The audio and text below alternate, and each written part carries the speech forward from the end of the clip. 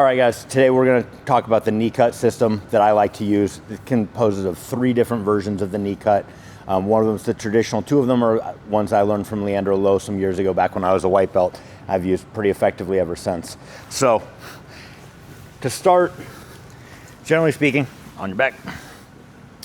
When we're approaching the knee cut, especially if he's in this position where he's laying down, the main things that we need to address is where's the hand or where's the foot go? And then how are we going to prevent the knee coming across? Because when we get to this position, we start facing the knee shield. That is almost inevitably one of the first questions that come up is, hey, how do I knee cut when they start getting the knee shield? And my answer is we try to prevent that knee shield in the first place. So he's gonna have his legs up, right? We can start playing with these Toriando grips, however we wanna control, but we're gonna immediately try to get ourselves into a headquarters position, and we're gonna go not straight up the middle, but right behind one of his hamstrings. So right where his glute and his hamstring connect is where my foot's gonna step. And when I step in, my point is to put my hand directly on his hip. And now, as I squat down, we immediately wanna close off that space. So the more that I can bring my shoulder and my head close to my hand, now when he tries to circle that knee out, try to make like a lasso, yep. We can make this very difficult and makes it physically impossible for him to actually create a knee shield because I control the space in here. I'm gonna stand on the balls of my toes, or balls of my feet, I should say. When I play like this, the way that I like to think of this is it's kind of like trying to balance on a beach ball.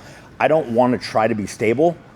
I want to have the ability that as he tries to move this foot around and off balance me, that I have the ability to kind of move and stay on top of it.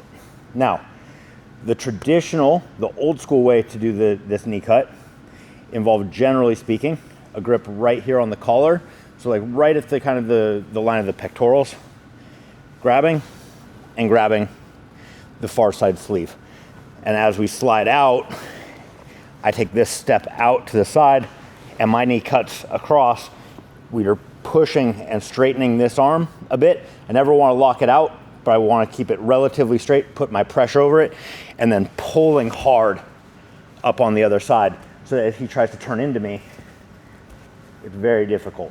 And now coming through with that knee coming into side and potentially having the ability to attack the back or just land into side control, Kesa, etc. So the first grip sequence, we're approaching from outside. I get some control here. I get a step, and I'm coming into this position where I'm sinking down onto the balls of my feet. The first grips, grabbing right at the line of the pectorals, putting pressure down, getting a grip on the far side sleeve, and now placing my weight directly, my shoulder over my hand, and pulling up and trying to get my knee to the ground. The moment that I get my knee to the ground, this pass becomes significantly more difficult for him to defend. As long as I'm kind of up here floating, he actually has the ability to influence my balance. But the moment that my knee touches the ground, my balance is now dependent on the earth instead of his leg. And it's much easier to come through and complete the pass.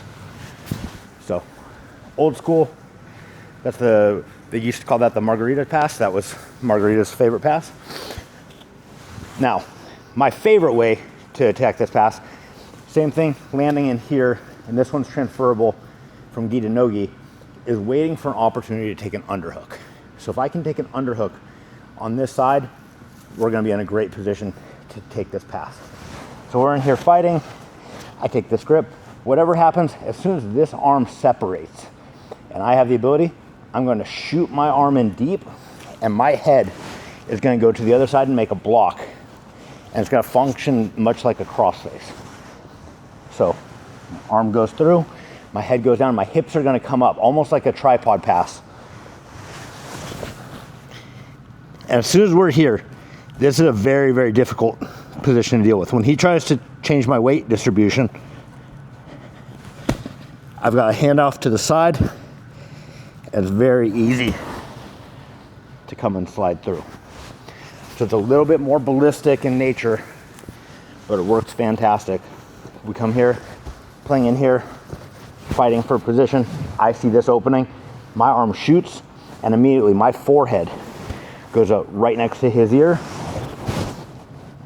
and I drop. My knee hits the ground.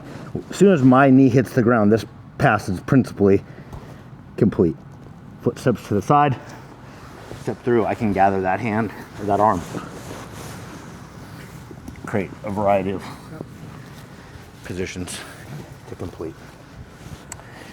And then the final way that we can approach this is if I don't want that original pass and if he won't give up the underhook, we're going to take a cross-face grip. So we're fighting here. He realizes I want that underhook. I'm going to take a same side grip, open it up to do this knee cut pass. Open it up and grab with my thumb out, my four fingers inside. I want to have this grip where my fingers, the base of my fingers come right along the edge right here. So I grab and I can fold the cloth in, and this creates a very, very strong grip. When I come here, I catch.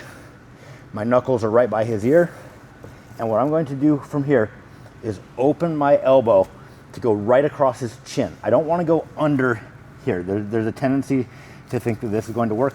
I'm trying to physically push his head to face the wrong direction. So we come here and I drive this to the ground and we use this to knee cut. Now, this is pretty effective for getting to the finish of the pass, but it is significantly more challenging to actually get control. Ooh, I just went out for a second. Did you really? Yeah, just put me out. Okay. Squeezing that thing hard, man. I'm like, dude. My bad.